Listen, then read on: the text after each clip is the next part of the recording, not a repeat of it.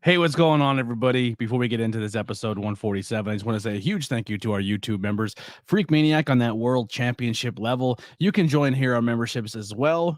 Great perks, and it helps keep the lights on at this podcast. Other forms of donations, tips, super chats are all available as well. Also, check the links below for all ABJ podcast merchandise, whether it be T Public with pretty much over 200 logos to choose from, or Teespring that has more of a centralized main logos with a lot of cool products. Also, guest links are below as well. So let's have some fun. Let's get into this episode 147, and here's some music by the Converse Kid.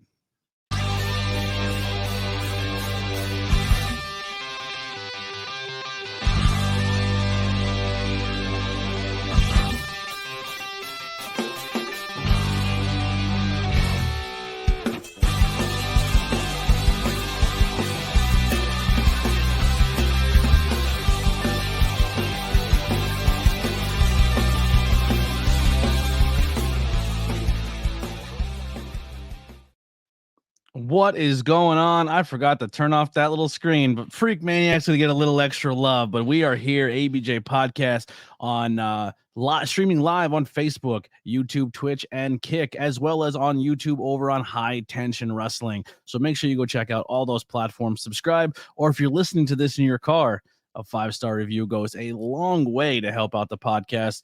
So make sure you're doing that on all major podcast platforms. We're going to get right into this because we're doing a double shot tonight. So immediately following this, I'll be live over on my YouTube channel again for AEW Dynamite. So if you guys are listening to this on the audio side or maybe watching this back, there's tons of content over here on the ABJ Podcast, Anthony Blackwell Jr. YouTube channel.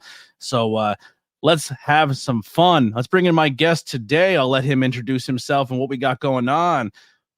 What's up, bud? What's up, Anthony? How you doing? I'm doing fantastic.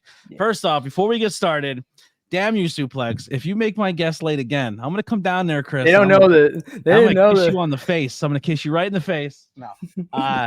Huge shout out to Suplex Vintage Wrestling. That's where he was before this. That made him late. But damn you. No, they didn't make me late. Like we're doing what I love. I love filming. I love filming for wrestling. Chris, the guys over there, they're all amazing. Oh, they're amazing. I love that shop so much. They've been so kind to me. I didn't know the shop existed until like Suplex Mania. Like I didn't really know it. I honestly, because like I'm still figuring out Philly like to this day.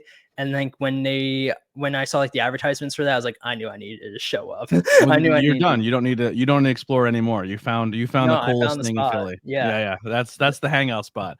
Yeah. So tell us about yourself. Who are you and what do you do? Why are we here today? So my name is Pedro Vasquez. So different from other guests, I am a filmmaker at Drexel University. I'm graduating this weekend, actually, this Friday for the commencement at Citizens Bank Park. And then my specific college, which is the arts. Oh, and just like that, Pedro's gone. He's out of here. I don't know what happened. I guess he dropped connection. We'll give a quick second here to drop him in. All right, I think he's back. I don't know what happened there. Yeah, you thought you were graduating, you just got axed. That's oh it. My God, I hope I did. Oh my God, I got cut off the list. Well, I am graduating this weekend, Friday and Saturday, and then this Sunday. So I study film and television over at Drexel University, and for my senior project, I wrote, directed, and helped finance and produce a wrestling short film that's going to be screened this Sunday at Drexel's campus, as well as going to be uploaded to YouTube a few weeks afterwards, just so we get like an idea to make sure that it's perfect and we want to make sure that it's going up. So yeah, we're talking about the film Slow Dancing with Your Demons, a short film about the mental health within the world of professional wrestling when it comes to the hardships and tribulations that my superheroes, and I'm sure anyone watching this, like they look up to. And we're pretty much going to be tackling what it really takes to become a pro wrestler and how does that really go on within your brain, whether it be just putting your body on the line or you're not making enough money to sustain a living as a pro wrestler. That's what we're tackling in this 12-minute short film. And I am so happy and honored to be able to do this and be able to showcase this film because it's a work of art, and I'm really happy that a 22-year-old was able to tell the story. Yeah. So when did you fall in love with filmmaking and start that process of wanting to go that route? So filmmaking, it was kind of more, I was still figuring it out as I was going on, especially like in 2018, 2019. It was like during that time frame where I had to look for schools. I had to like look for applying for colleges, especially in high school. Um, and I just, I said, let's sign up for a video editing course, not thinking much of it. And my professor, or no, my teacher in that class, Ms. Zumo, now going by Mrs. Herbert, she was the one who made me really fall in love with the art of filmmaking, especially when it comes to camera work, editing styles, editing techniques. Like that's something that I was just really drawn into, especially coming from a young kid who went to the movie theater every weekend with his dad just to see like the latest Marvel movie or just like any blockbuster action movie like John Wick, like we're always there every weekend to go see it. And I didn't really think much about it, seeing like all these credits scroll down the screen, thinking you can make like a career out of it, until I took this like a basic video editing course in high school. And then in my senior year of high school, I took the advanced course, and that's when I realized, okay, this is what I want to go to school for. This is what I want to spend the rest of my life doing. Now, when you watch these movies or these films or TV show or anything in general, do you now watch it with a different eye? Like, That's the one thing I hate about being a film major, just studying film for the last 5 to 6 years. I'm just like, now I can't get over like, oh, I wouldn't make that cut. Oh, that's an interesting jump cut. Or maybe like the mix wasn't done on this. The camera shake is crazy on this. The camera shake is insane. Or like, why do we cut to this performance? Are we foreshadowing something later on? And what happens? That thing that was foreshadowing actually happened. So now I'm like, I look at films with a new set of eyes. It's just like, now you can't sit down and watch a film and think, because I'm gonna have to pause it and just like analyze the scene frame by frame to make sure like the director, the DP, or everything like that, they knew what they were doing on set. And that's how I watch pro wrestling. Now I think thinking about like filmmaking techniques and wrestling like at the same time, I look at my TV shows, I look at films, and I look at wrestling differently now, just like understanding like the storytelling fundamentals of things. Yeah, I definitely don't watch it from the standpoint of like a super critic, or I hate on everything, or I'm looking for a reason to pick it apart. Mm-hmm. But it's almost like a magic trick, right? Like you kind of see the trick before it comes, and you're like, man, I can kind of tell you by the match structure who's probably going to win this. And then those rare occasions where they get you're like, huh, all right, my love's still in there. It just had to be found. You know what I mean? It's definitely a thing. So you said you went to school. That you said going into this, that's what you wanted to be. You said going to the movie theaters with your dad and stuff has really sparked you to be a filmmaker. Well, what made you turn this corner of, okay, I want to make film, but I also want to maybe showcase this industry of professional wrestling? I think it was mainly because like for me, it was like freshman year. I told myself like I wanted like not even thinking about senior project. I knew I wanted to make a wrestling movie eventually. I just thought this would be like something like 10 years, like 20 years down the line.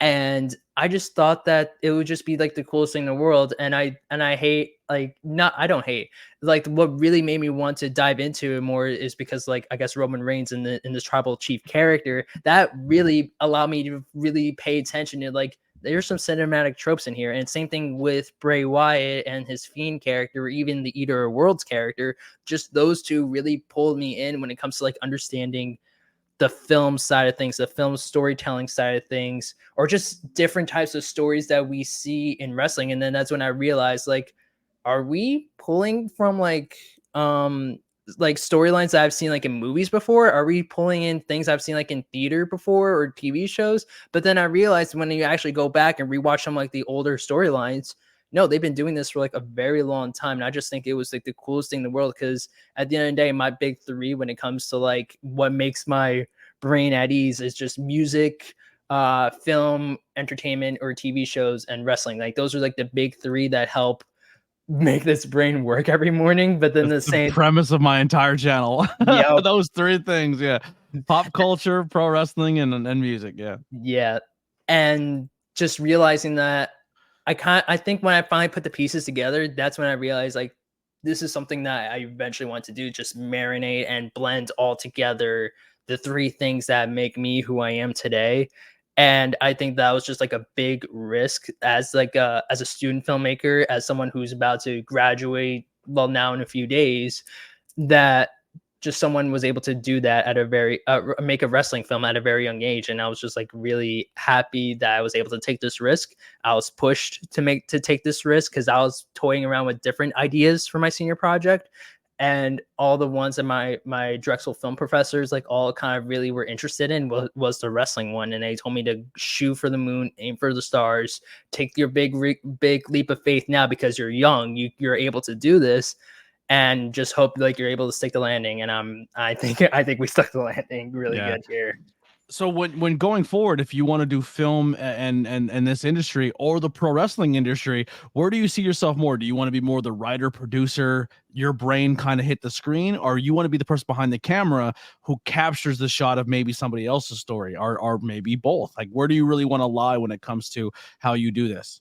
Definitely both, because I feel like there's different types of fingerprints you can leave on that, especially if you're the man operating the camera or you're the person who's writing the script or coming up with the story together. Either way, there's just always someone who plays an integral part of storytelling. And I know where I stand. Like, I'm still very young. I'm still trying to figure out my place when it comes to film, when it comes to wrestling. And I feel like I'm more along the lines of like starting where it needs to be. So if someone needs a cam up, I'm there. If someone needs like assistant writing, I'm there. Assistant directing, I'm there. So it's me really, I know where I want to be at. I would love to be a writer or director as like my end goal, but I'm all about working my way up and showing the different types of storytelling you can do, whether it be just a sound design and post-production, or even just how you shoot or how you frame your subject and what kind of message are we trying to convey on camera. If you give me any idea when it comes to film, wrestling, music, I will eat it all up. I am that type of person who will take any position. I've been putting your name out to some people because I feel like would be vital to the independent wrestling scene to kind of come in and just see the equipment being used. Maybe give like a crash course on people how to set up the camera when it comes to frame rates, low light, low light. How would you go about filming this situation? Backstage segments, how can you get creative with it? Just kind of giving like a crash course to a production team on how to use their equipment properly, what they can do to upgrade their equipment, different call outs. So like if you have somebody in your earpiece and you have someone talking to you like, hey, I need this like terminology, that you can teach the independent wrestling scene how to film their content better. Because I mean, that's the biggest thing that's lacking is you have WWE now doing these crazy cinematic shots where it's following the person from the gorilla back from the thing, through the crowd, down the audience, into the ring. Like they're coming back from commercial and they're getting real creative on how they bring you back into the action, but taking in the energy of the crowd in a camera shot. Yeah. And I think that's the biggest pro that I've seen like happen when it comes to wrestling. Like just see like all these different angles, vignettes, or just ideas. Wrestling is becoming creative. It's always been creative, but now we're getting creative on the technical side of things, and that's just amazing. And and you said like teach like a crash course. I'm still learning as we go along, so like I would love nothing more than to like teach or just keep on learning from the people who are already doing backstage production when it comes to promos, vignettes, and even like just the complex and simple things of filming a wrestler's entrance. There's so much story that can be told within an entrance, whether it just be looking out to the crowd, like peeking behind the curtains, or just walking past a former foe or former friend, like that, like just little stuff like that. And I think something that, or like a specific moment that really like gave me goosebumps was Sami Zayn's entrance at Mania 40, because like I was there for Mania 40, and while I couldn't hear from the nosebleeds of like what Sami and KO were talking about, I went home and I just rewatched it. I'm like, oh, this gave me chills. I don't know if they're my two favorite in wrestling. Adam Cole over on AEW and MJF are my two guys I really look forward to, but then over in WWE, man, I'm a Sami and Kevin guy all day long. That growing up is when you realize Sami and KO are your heroes. Like that's when you realize like their storytelling and the arc is just all there. And while I didn't follow them like in ROH, because like I didn't know what ROH was until like 2016, like when they were already at WWE. Like just looking back on like how their promos were just so raw and dirty. Yes, it's probably not the best lit shot or best camera angles, but what they were trying to say and convey like their emotion through the promo, I'm like, oh, I want to do that. Imagine how good they were at conveying those promos and putting those matches together. Yeah. Imagine if it wasn't just some guy who bought a camera, put it on hard cam, and then bought other cameras and just gave some people who have no idea how to operate them handheld cameras to go around the ring. Imagine if all those were trained 10%. How much better that production would have been. I'm not even talking about 100% trained, just 10% better than what they were. Yeah. That dynamic of that show changes overnight. It's fascinating. And even then, I think like even with the Steadicam shots that WWE are incorporating, like when coming back from commercial, it's the small things like that. Just hold a shot like as like you're coming back from break, do your pan, walk around the ring, and like hold on it for like a little bit, whether it be a rest hold or if they're gonna or if they hear the babyface is making your comeback or rallying up the crowd. Like it is truly like WWE is paying attention to the camera work, and I'm just like I'm just so happy. It makes my heart happy knowing that like I told my classmates, you know, wrestling is cool. They pull inspiration from our favorite films, our favorite TV shows, our favorite theaters, our favorite musicals, and it's those pull from pro wrestling. Exactly. More than people give them credit for. Exactly.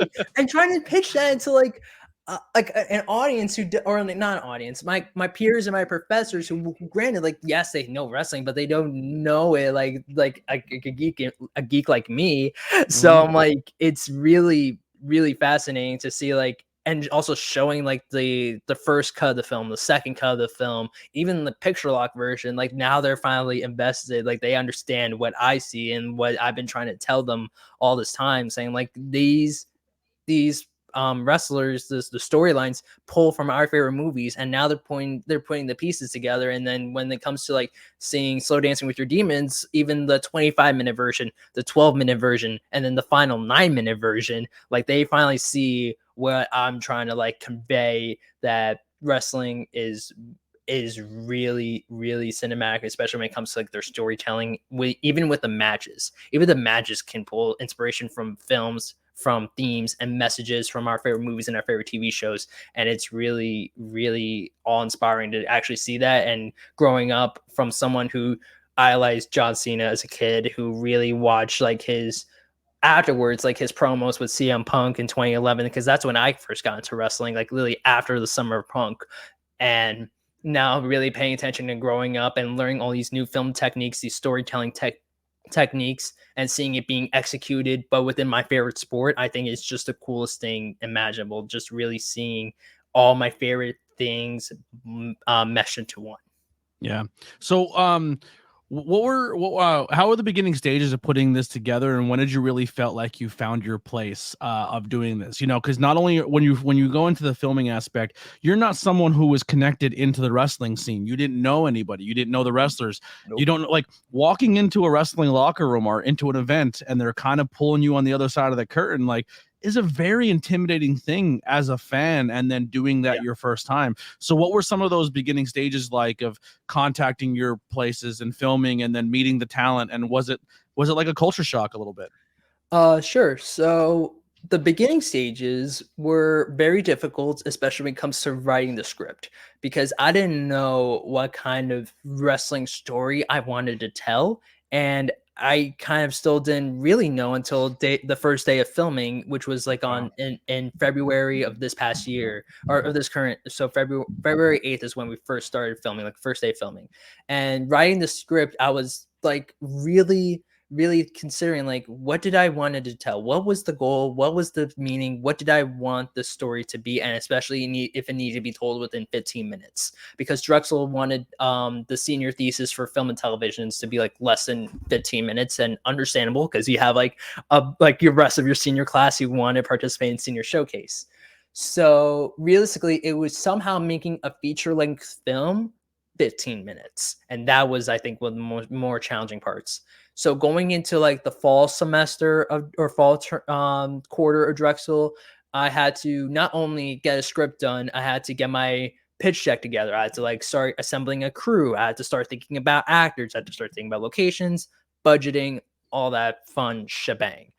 I cold called places around Philadelphia. Just like Google search wrestling promotions school in Philadelphia. And while I conversed with some promoters, some wrestlers, I ended up finding someone, and I was able to. It was driving distance too, which was which was like the biggest plus I think I needed, which is like if it's closer to campus, then more people would participate on my set, and then. And then it was also about making sure the location is right, the setting is right, the wrestlers are right for the film. So going within the casting process and being a part of the locker room for like a couple weeks at a time, like every other week, I would go back to the locker room and just like converse with the wrestlers, seeing like who would be interested, pitching the idea, pitching the stories, as well as getting a small crew together to come with me so they can start thinking about lighting design, so they can start thinking about camera blocking, where we put the cameras, tripods, as well as like the microphones too. So like trying to figure out like everything all at once was just a lot to handle. But then also when it came to finding the actors that we need, or the wrestlers that we need to cast for this film, we also needed to figure out, or at least for me, who, number one, chemistry, who would have the best chemistry. Number two, what kind of story do we want to tell within a 15-minute short film and within like the lives of these wrestlers. And the biggest thing that every single wrestler that I spoke to during the casting process, they all said the same thing, is that wrestling is like a drug for them. Like they can't escape it, they can't get rid of it. Once they inject it into their veins, it's in them for the rest of their lives. And just sharing like and going through the script writing process and sharing it with my professors, it was really, we all kind of like went back to the same thing, is that wrestling is like a drug for these performers. I think that you need to idolize that as part of your story. And from there were rewrites. There were a lot of rewrites. I think I still have all the 8 different versions of the script on my hard drive, but at the same time, the hardest part, I think, was just making the story a feature-length story idea into 15 minutes. And I think we finally able to do that within the script, with how we shot it and especially how we edited it. And it really all came together within time, patience, and a whole lot of collaboration, because I would not have been able to do this all by myself. Who are some of the wrestlers you cast? Matt Quay and Ian Bush starred this film. Wait, you cast Ian Bush, that dirty, rotten scumbag? He and Matt had the best. He is the villain. He is the villain, but in reality, this film doesn't really have like. Yes, it has your protagonist, your antagonist. Oh, but Ian Bush is a scumbag. He's the villain. He's a scumbag at the same time. Like he's amazing. Like he was really great on set, because like at the same time when we came to casting, like I brought my costume designer and I brought my assistant director with me throughout the in-person casting process. And during the virtual casting process, I brought my producer and casting assistant through the Zoom calls over Christmas break. And we all thought that Matt and Ian, well, they have the best chemistry because they're a tag team, and they perfectly give off like the mentor and mentee relationship that I was also kind of looking for within my film. So that's kind of like what realistically we were going for, is more along the lines of a mentor mentee relationship that are hooked into this drug known as wrestling, and it's just showing their 2 different perspectives on it. And granted, it's an ambitious story idea, and we managed to pull it off. I think that's something that I've been telling their story on the independent scene for the better half of 2 years. I've worked with both of them in multiple different companies. Mm-hmm. You pick 2 really good people to tell a story. Like they together and separately can tell some of the best stories in independent wrestling. You pick 2 good people. Yeah. And they even did it when it comes to the acting, as because they're not Matt Quay and Ian Bush in the film. Their names are Nikki Mason, as Matt Quay played Nikki Mason, and Ian Bush played Logan Haley. And I think both of them really shine, like their personalities just really shine through, whether it be as Matt Quay or as Ian Bush, and just they're like, it's there within the film. And this all could not have been done without like help from other wrestlers like Chris White, who had like a great part within the story, as well as Ethan Promise.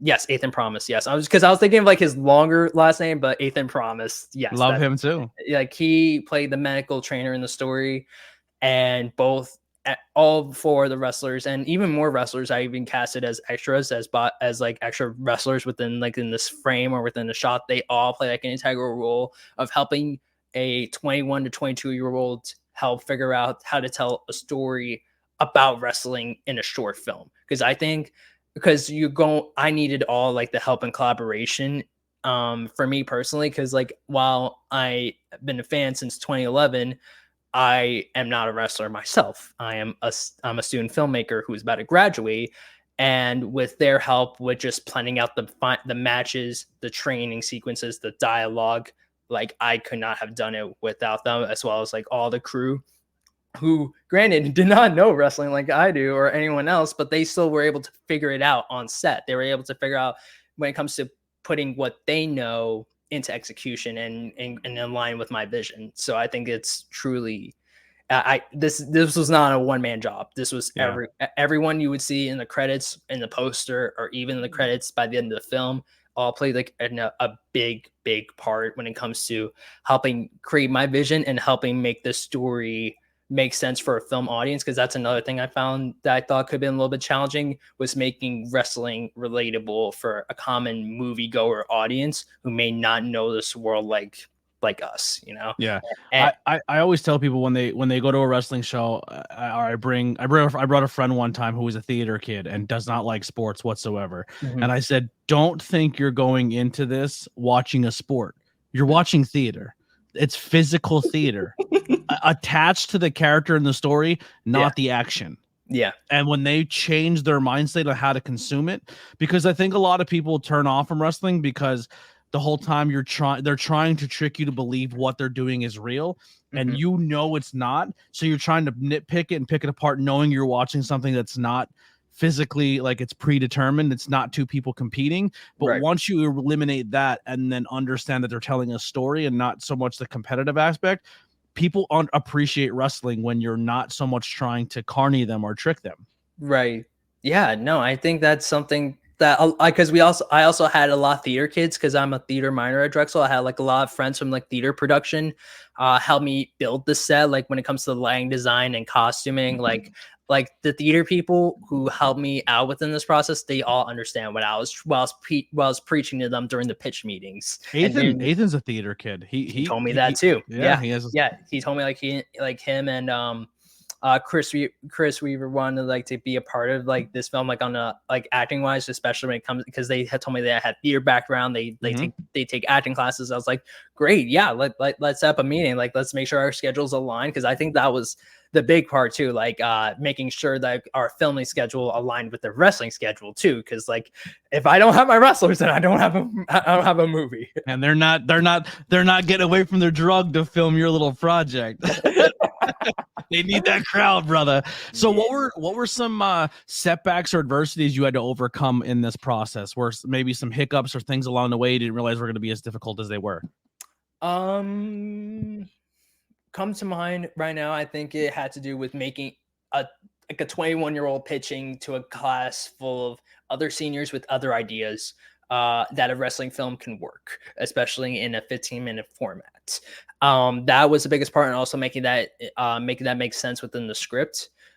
Because at the same time, my other peers within my senior project class, they all did amazing work. They all had like amazing films thesis of their own, and especially when it comes to fighting, choreography, and all that stuff, and actually working with wrestlers and getting the ring, getting the wrestlers themselves to act in the project, to agree to work on a student film. You know, it's all very ambitious. Everyone what are these other jabronis going to have? They're going to have films of them in the woods or them at their house. You have a movie set. You have a legit professional wrestling school movie set, bro. I don't know if there's a winner, but you won. I mean, I don't want to say there's a competition, but like, I'm saying it. He's smacking this is pro wrestling, brother. You need to come out here. You got the Rocky Maivia hair. You need to cut a promo. The rest of you jabroni, this is how you introduce your movie. All you jabronis can sit in the back and let the real star of the show come on. Filming movies, you're nothing. And this is art. This is theater. Man, Yeah, watch this and then everyone go home because this peaked. This peaked for you. Nothing else is gonna be as good, and everything before it's gonna suck. Woo! And then walk out. Woo! This needs to close out Senior Showcase. I don't know the lineup. I still need to. I wish I know the lineup for what's going first or what's going last. But I'm willing to say this: everyone did an amazing job. They all had like their own senior projects. They all had their visions and executed very well. But no one did a wrestling film at 22 years old. You're going to kill it. I'm telling you, you're going to kill it. Where did you pull inspiration? Like, we watch movies like The Wrestler or now Iron Claw or all these different, like, Dark Side of the Ring, which do a great job of telling the story of, even if you're not a wrestling fan, if you consume that, you're like, you feel what wrestlers feel. And I think Dark Side of the Ring and Vice TV, I think capture that's probably the best I've ever seen besides what we've seen on movies like The Wrestler and stuff like that. Did you pull inspiration from them to try to really invoke those emotions of making a non-wrestling fan feel something for these characters? Yes, so over the holiday, like December of last year, I rewatched The Wrestler with Mickey Rourke and just figure out on the story element how I want this story. Mostly shot in Pennsylvania as well. That's something I didn't really think about until like my equipment room manager shared with me the article. I'm like, huh? Okay, the more you know. Mostly filmed in Allentown, Philly. Yeah. Let's see. So The Wrestler for the story aspect of things, Iron Claw for how wrestling was shot, because I wanted that golden flare of like the gold, like I guess like a dark dusky yellow of what of a wrestling ring. That's how I wanted to be lit. That's how I wanted to be color graded. And those are two really big inspirations for me. And something that I really didn't really think about as much, but Whiplash with Miles Teller and J.K. Simmons. That's a film I really pulled inspiration on, especially when it comes to that mentor and mentee relationship of fighting through outside problems. Because in my film, without giving too much away, you can't blend real life with wrestling, aka real life problems. So say if you're going through a breakup, you're mourning a loss, or you're just dealing with a lot, you're not making a lot of money, you're dealing with a lot of injuries, leave those problems outside because they're going to affect the match in the ring. And I think you have people who bring those real life problems in, it sells to the audience because it's real, but you don't actually grow in your own brain when it comes to the trauma, and you live it 2 times now because now it's your character and it's something you put in front of the audience. Damn, I didn't even really think about it like that. You just put some crazy no. Yeah, that's crazy. That happens more than you know as well. Man, I'm figuring wrestling out more and more every day. It feels like I'm learning more about the sport like that I never really thought about, especially when it comes to just like how do you really leave outside problems outside, but somehow you think you want to bring them in to like really enhance a story, enhance a match, enhance a promo, whatever it may be, but you never know what kind of problems they can deal with later on. And that's pretty much what I'm tackling within my film, because at the end of the day, I first pitched this as like a mental health awareness film within my favorite sport. And I still think it still is that film, because at the end of the day, what do you do when you're dealing with an eviction notice and you still want to accomplish your dream as a pro wrestler? How do you handle an injury that's been nagging you for so long, but at the same time, you still want to wrestle? You don't have health insurance. Yep. No health insurance either. So so that's kind of like, and I kind of want to put that mentor-mentee relationship, I guess, similar, not very similar, because once you see the film, once it's uploaded onto YouTube, and after the screenings that are happening this weekend, I pulled a lot of inspiration from the relationship between Terrence Fletcher and why am I blanking on Miles Teller? But J.K. Simmons and Miles Teller. Like, I wanted to expand on that relationship instead of in a band in a college classroom. I wanted to expand that within wrestling. And while I feel like there's still more that could have been told, especially if we had more time to tell that story, extend it a little bit longer than 15 minutes, go into 20 minutes, 30 minutes. Sure, I would love to dive into it, but for what the time constraint was, or like what I think the story fits the 12-minute mark, You can still get the beginning, the middle, and the end within all that. And you can still get the type of relationship that these two wrestlers have with each other and how they're pushing each other to be their best, even though everything else around them is trying to bring them down. So when you mix the problems you have outside and trying to perfect a character and perfect a match and just have a good showing in front of a roaring audience, it's a lot. And that's something I didn't really think about that until I grew up a little bit and kind of like saw wrestling in a different set with a different pair of eyes, a different set of eyes, and just a different an aging brain, and just really understanding storytelling elements from classes, from theater, from acting experiences, and how do we put that all together within wrestling.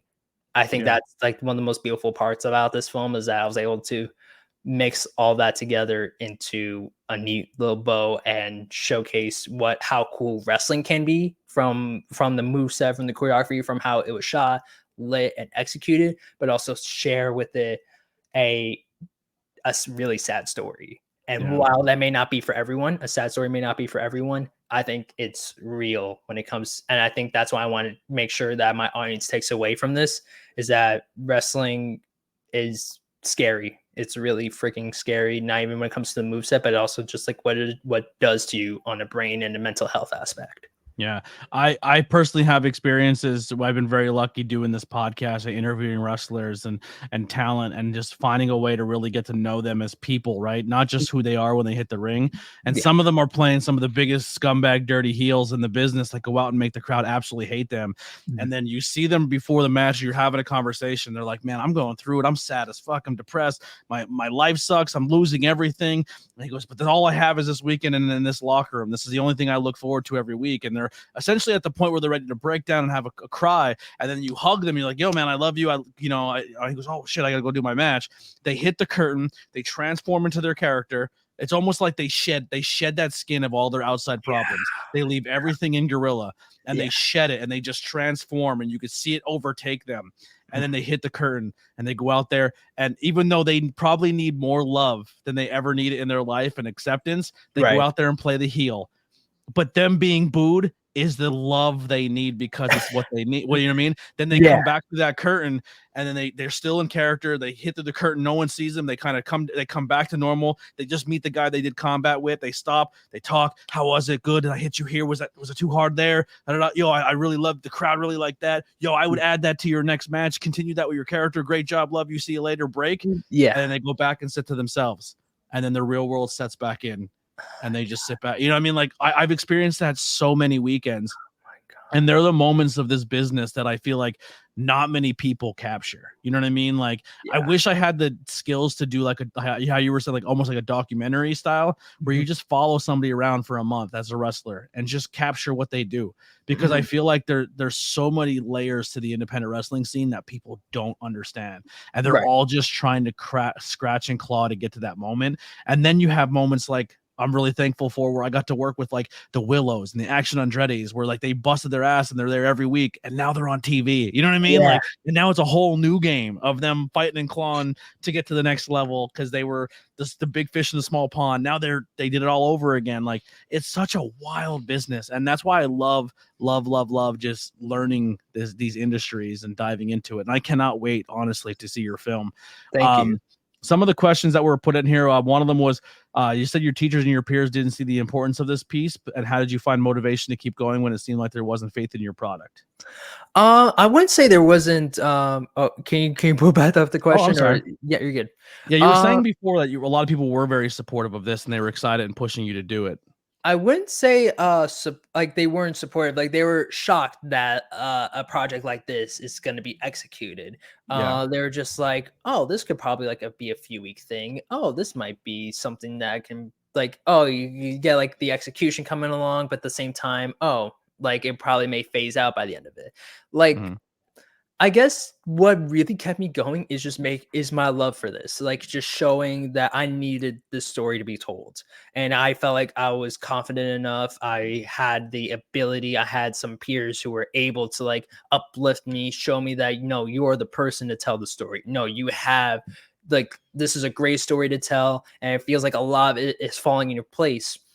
When it came to casting the wrestlers, getting the location, getting the budget together, getting like the crew together, the right cameras, like then an idea for what lighting it's going to look like, what sound's going to look like. This is all a very it's going to be a challenging project to accomplish, especially within 4 days of filming. We only had 4 days to film all this, and it's just, I wouldn't say there was a lack of support. There was just a lot of concern, and it was up to me to really follow through and show show my peers and my classmates and my professors that this was a great risk to take. So, and I guess kind of like leave off on that question.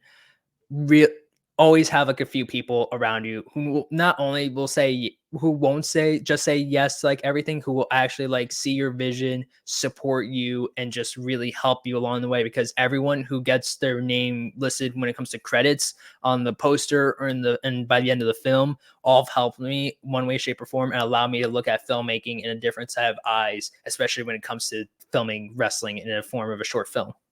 Yeah. And they said, bouncing off the last question, what was it like watching your peers begin to understand wrestling? So has anyone seen the finished product, and have you seen that emotion of them understanding what it's like to be in this business? Like, you watch them transform, seeing it. Have you had that experience yet, or are you kind of waiting for that this Sunday? Mix of both. So only one person has seen the final version. So I FaceTimed my parents with the version that was before color grade. They said they really liked it. They loved it. They loved the story. And same thing with my aunts and uncles. Whenever I visit them over Memorial Day weekend in Delaware, but only one person has seen the final version, and that's one of my homies. Only because he couldn't make it a senior showcase. He was an extra as part of like the crowd, and he's going to Asia after graduation for like 2 weeks with a couple of his friends, and he wouldn't be able to make it for senior showcase. So I showed him the full version with the score, a sound design, proper mixture, the final color grade, and he was taken aback because he was there on the last day filming for where we were filming like the final match. He saw it like that was already a fun experience enough for him. He saw the 25-minute version of the film, which was pretty much a string out of everything that we shot. The 12-minute version where we just cut it up and finally figured out, my editor and I figured out like how we want to tell this story. And then the final version with just everything put together with the bow, especially when it comes to color grading, the final sound design, and the score that goes along within this film, because all that sets the tone and sets the pace for the next 15 minutes. Are you going to release all 3 versions? No, no, I want to see all of them. So only reason with that is because I do not want to put my colorist and my sound designer through more work than they already have been for me. I'll tell you this, instead of going, send me a link after this whole weekend's over, I want to see all 3 versions. All right. I mean, I have them because I also need to spend money on 3 different hard drives. So they're all somewhere. So I need to surf up and make sure I send you the right version.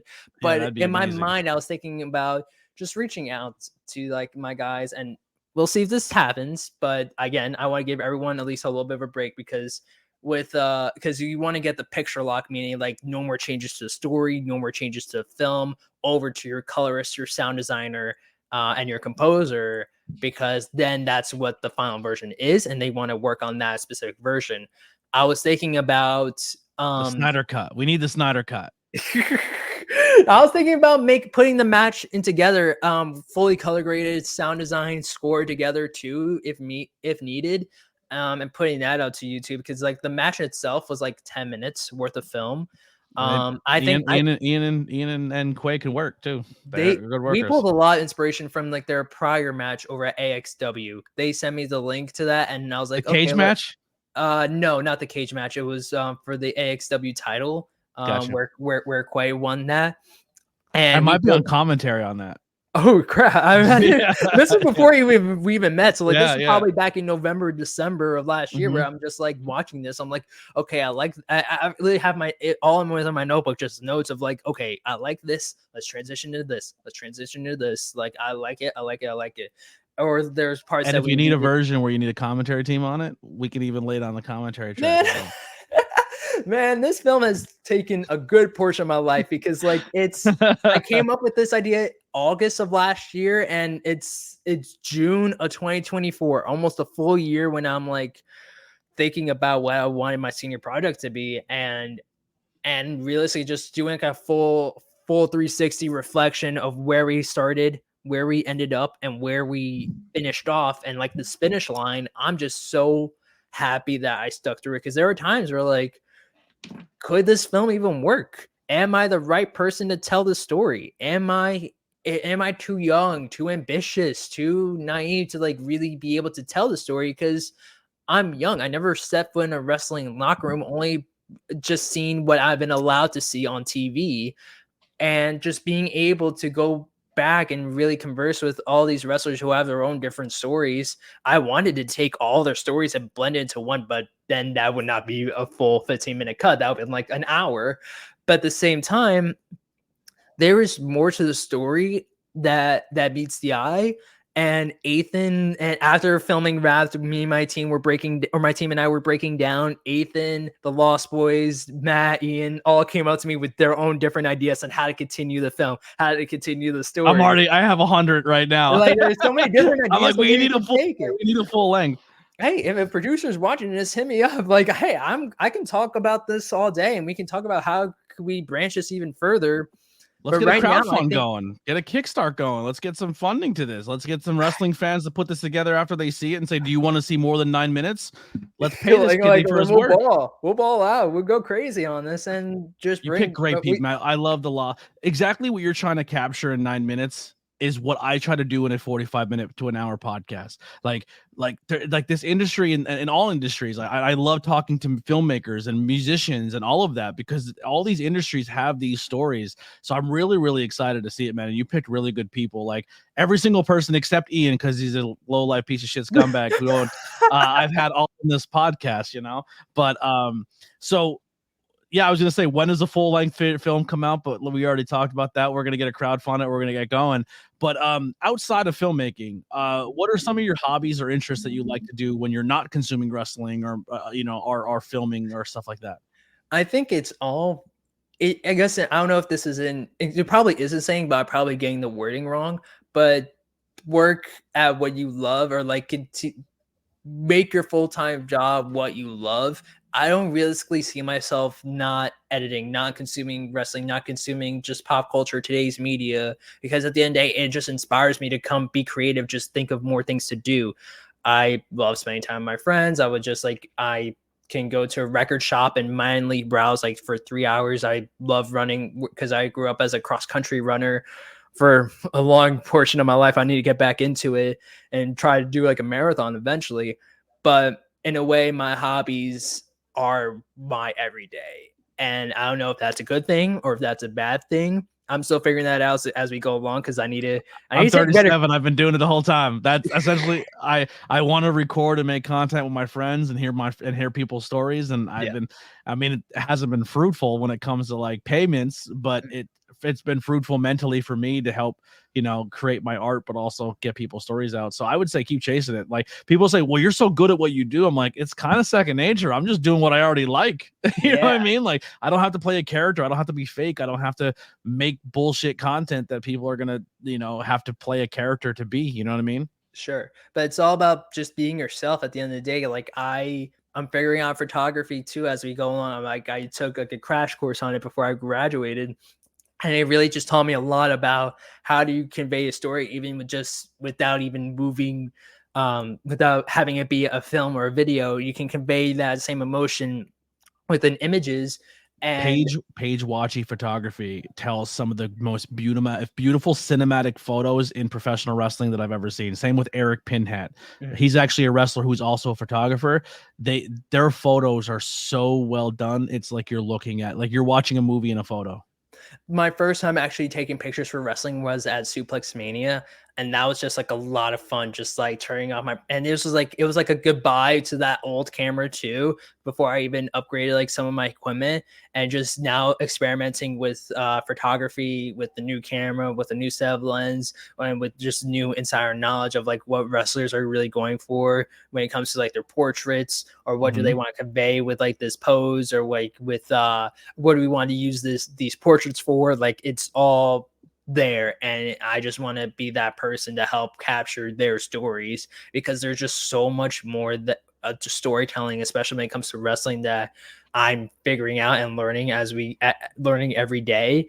And I just want to collaborate and learn more from people who've been in this industry and know a lot more than me, because at the end of the day, I'm 22 and I picked an interesting industry to want to be a part of. But this is like, it feels like it's like the only thing I know, like that, films, storytelling, and just being a good person every now and then. Like I try to be the best person as I can be, as well as like as humble as I can be, learning about the multiple industries I want to make an impact in. I off topic, not really a question for the podcast, but we'll just ask it here. I know Sunday's your big day. What are you doing Saturday? I'm also so I have 2 graduations. So Saturday, okay. Saturday is my I guess school graduation, because Drexel is divided by different colleges or different programs. So the arts and media design, aka Westfall, graduation is on Saturday afternoon. Parents are coming up. My parents are coming Friday for my big commencement graduation.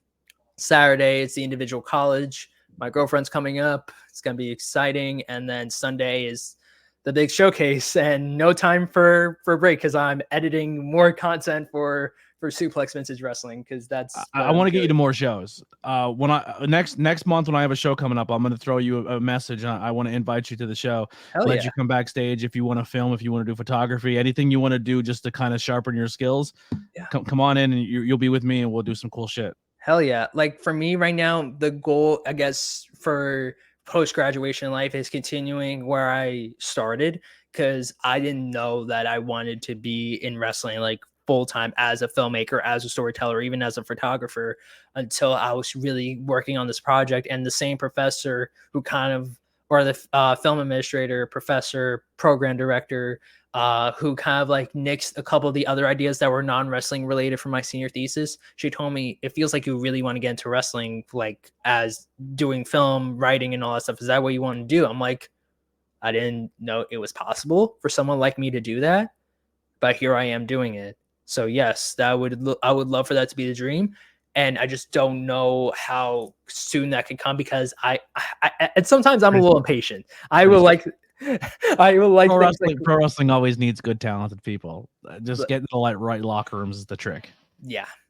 And for me, I want to take all of it in. I want to learn from everyone who wants to teach me, and I want to show them what storytelling can be with a new set of eyes, a new brain in the locker room that wants to be creative, who wants to showcase multiple different personalities, characters, arcs, how to get people over, especially when it comes to a short vignette, reel, promo for Instagram, TikTok, YouTube, or whatever. I want to be that person to help that out, because there's so much inspiration in my mind and my body, and I just want to help collaborate with other like-minded individuals, because wrestlers are really creative, and I never really knew that.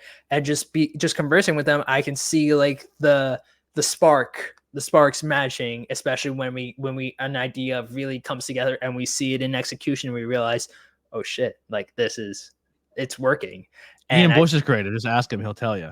He won't shut up about it. He'll keep going and going. Yeah. Oh my god, we were changing. He's a very insightful kid. He works hard. We have been changing up the match for the film till day of filming. My producer would not she wanted us to move faster. Like, but wait, we need to cook for a minute. Like, we don't have the time, but like, we need to perfect this. Like, give us 2 minutes. Without spoiling it, did Ian try to do color? Okay. He's always trying to do color. He always wanted. I felt like, okay. In a different, so I guess another minor spoiler. There's no blood in this movie, but Ian fought for it though, right? He did fall for it. I knew it. He did. And I was not opposed to it because looking back in hindsight, I think it would have been pretty badass. But Tell me I know my people. We were a student crew.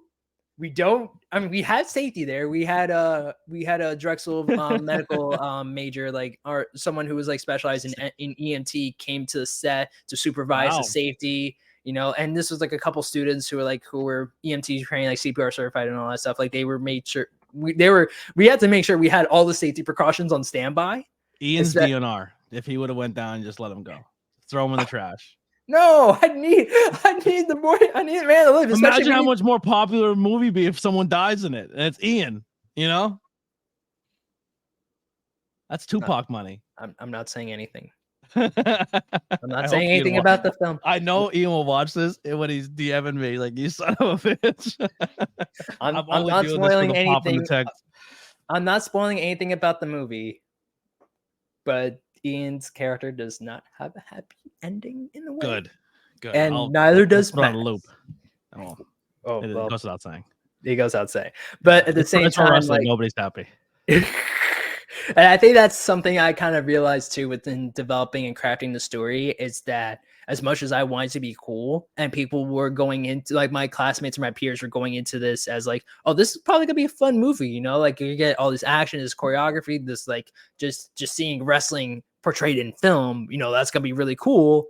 But when they really take a step back, they were kind of like a little surprised that I kind of went in a different direction. I'm like, wrestling is not a happy story. Sometimes the only time they're happy is probably the hour, 2 hours, 3 hours they're at a show.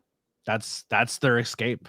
That the moment they walk in the building and they put their gear on and they hit that curtain and they interact with the fans and then they get to talk to the fans at intermission to the moment the fans leave, that when they get back in their car is when life hits them again and they're back to their mundane shit. But that 3 hour gap from the second they walk into the building to the time they leave is probably the happiest moment of their month.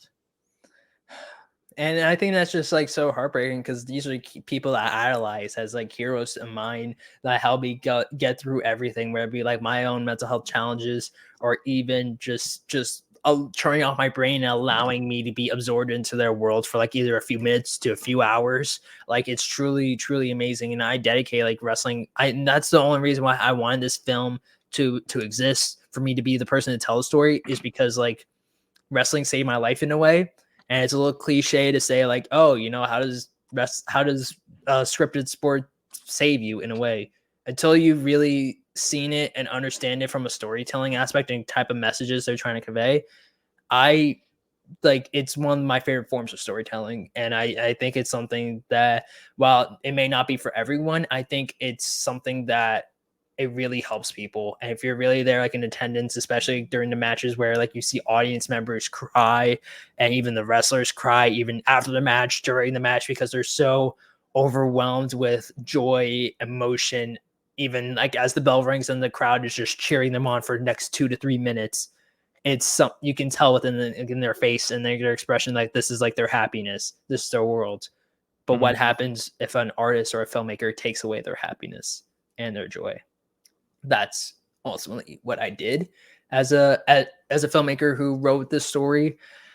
I took away the necessity that wrestlers need. I took away the drug that keeps the wrestlers alive, in a sense, and within my story, because I think I kind of want to dive into a world. If there is a Slow Dancing with Your Demons 2, my producer will have a headache. She will have like a freak show if we have to do this like all over again. But at the same time, it's like, how do you follow up with that? How do you follow up with the wrestlers' lives without the drug?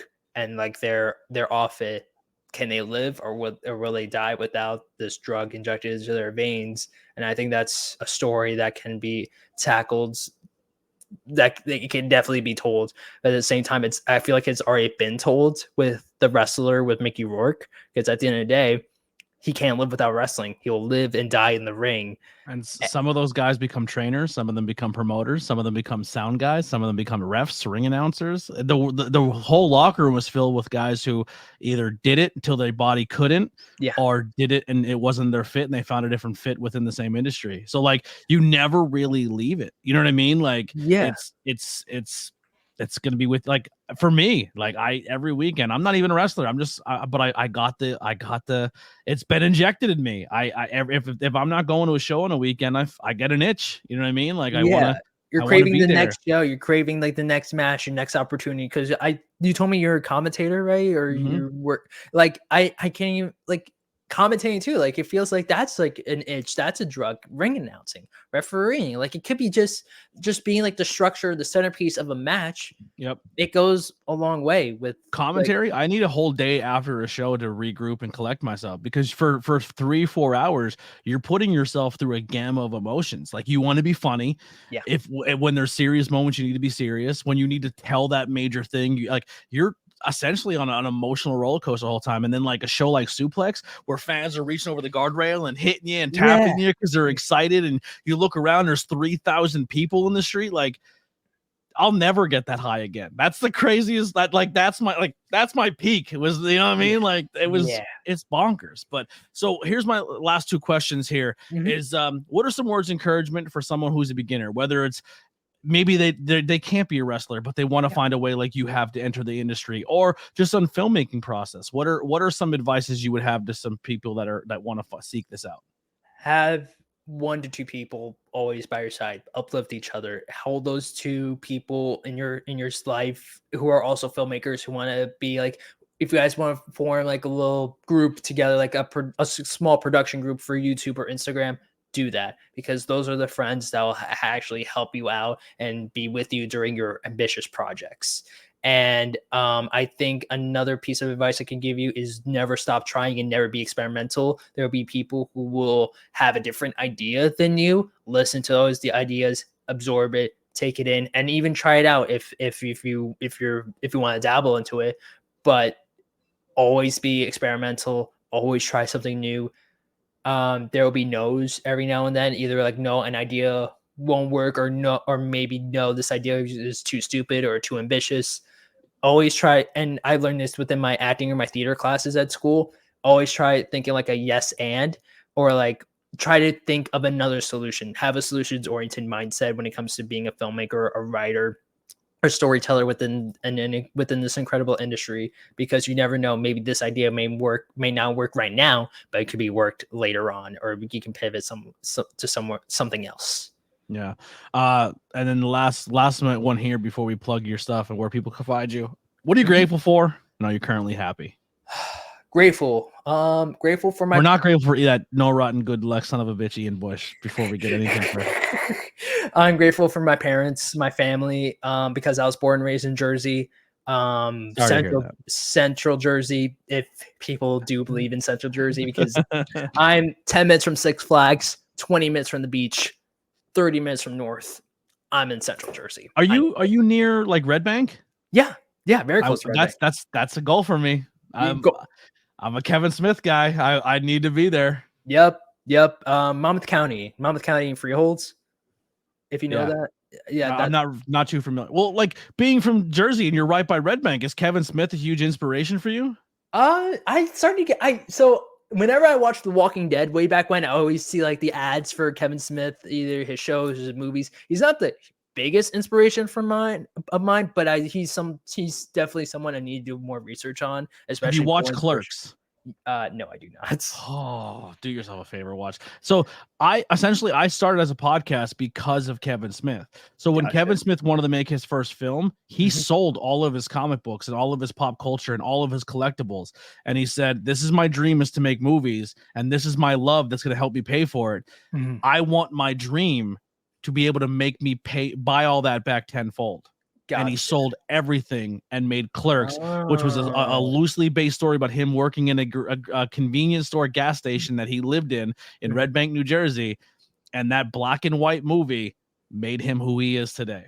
Holy crap. Now I need to watch. Where can I find it? YouTube, probably? Everywhere. It's everywhere. Just, I mean, you got that, Mallrats, Dogma is a good one too. Like, if you like dialogue heavy movies where it's good conversation and makes you think, Kevin Smith's going to be your, like, I can't believe you're that close to Kevin Smith and you don't know anything. I know, it's a shame. I need to open my horizon more and just pull inspiration from everything and everywhere.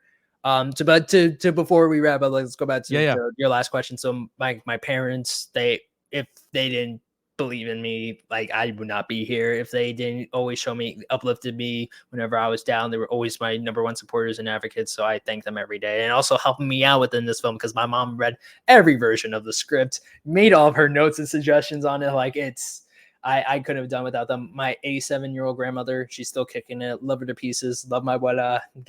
Make sure she's still taken care of. I'm grateful for her.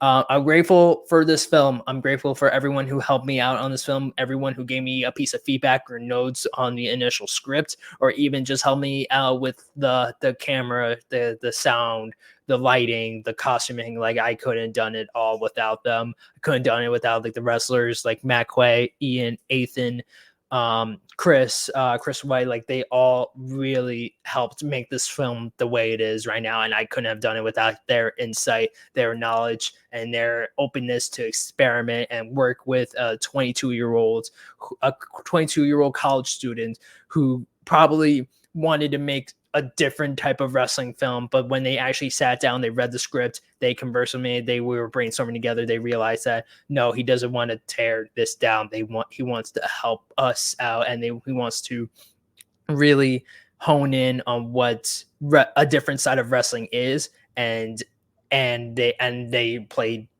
ball with me, and I'm really happy that they took the chance with me. You hit the gold mine and found if honestly, if there was there's probably 30 more people I would have threw at you, but those 4 names would be very high on the list that if I would have put you in a project to get you in touch with the right people, all 4 of those are great dudes. I love them all to death. Yeah, and I can't do without them. And last thing, I guess, in a way I'm grateful for, I'm grateful for just having the opportunity given to me. I guess I'm happy that the film has wrapped successfully, post-production wrapped successfully. I'm thankful for being able to graduate. I'm thankful to having a big audience see this film for the first time this Sunday. And I'm truly, truly grateful and happy that you gave me this chance to really share what this film is all about. And I'm really happy that I'm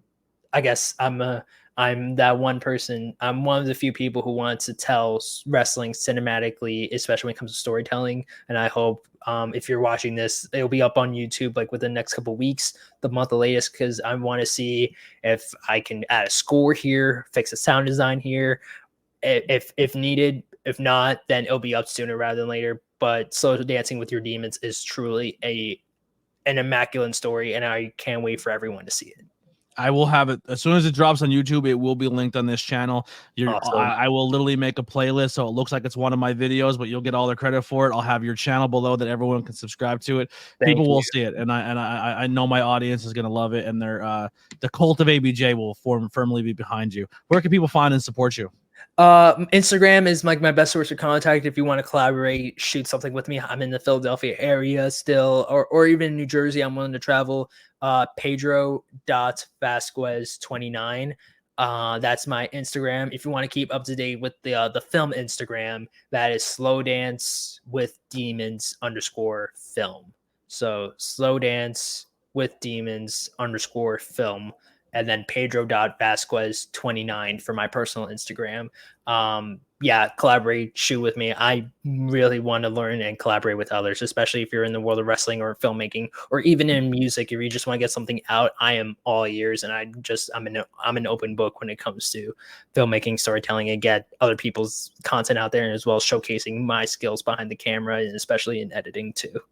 I'm gonna definitely be hitting you up when I'm at shows and inviting you anytime you want to come out, because I honestly, like, you showing up and just giving some pointers here and there, I think you'd be instrumental into the locker rooms, and I definitely want to bring you along to some projects and get your name out there and meet more people and make those connections, so when you do another project, you meet more awesome people, and you don't have to book someone like an Ian Bush, you know. He was great to work with. He was good to work with, but actually by the end of filming, they gave me a few things. So for number one, for casting them, they gave me like their Bush Quay t-shirt. I'm like, oh, love that already. And then they both signed their own portraits on the back, and Ian's message, I just laugh every time I take a look at it. He says, "Thank you for casting me sorry for fucking on my lines. There are times where we had to like slow down production so Ian can remember his lines, and I love this man to pieces. But I'm surprised he knows how to write his name, to be honest with you. It's crazy you got a good autograph out of him, No, it was actually kind of crazy to just have him.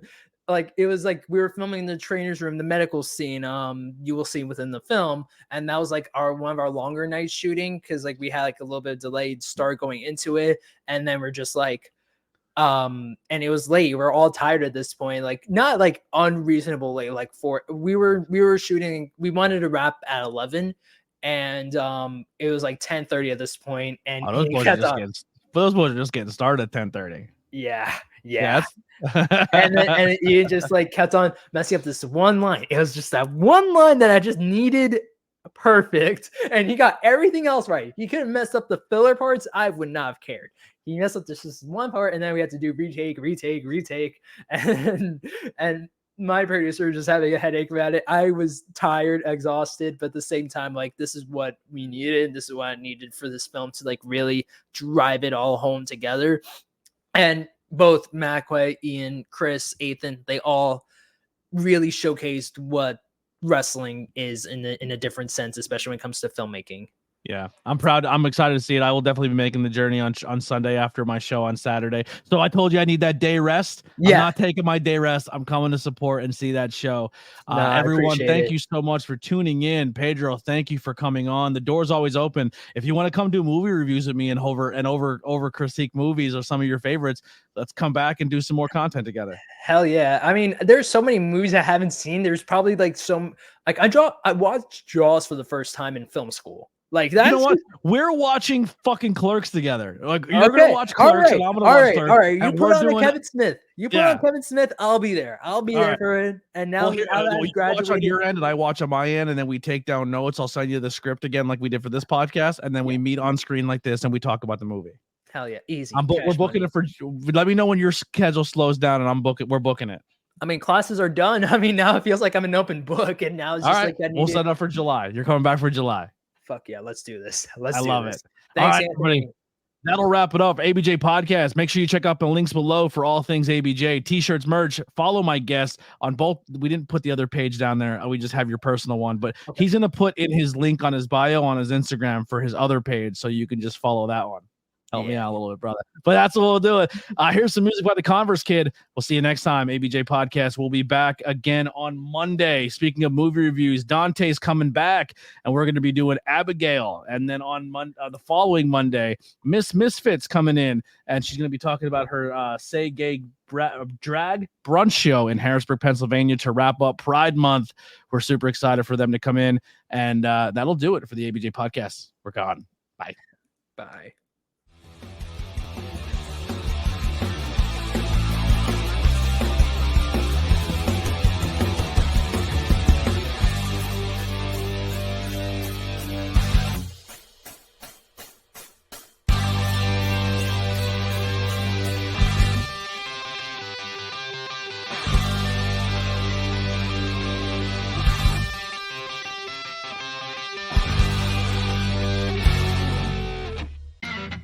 This is an ABJ Podcast production. Join us. Would you kindly join us at the Cult of ABJ Discord community? We'll see you there. Join us.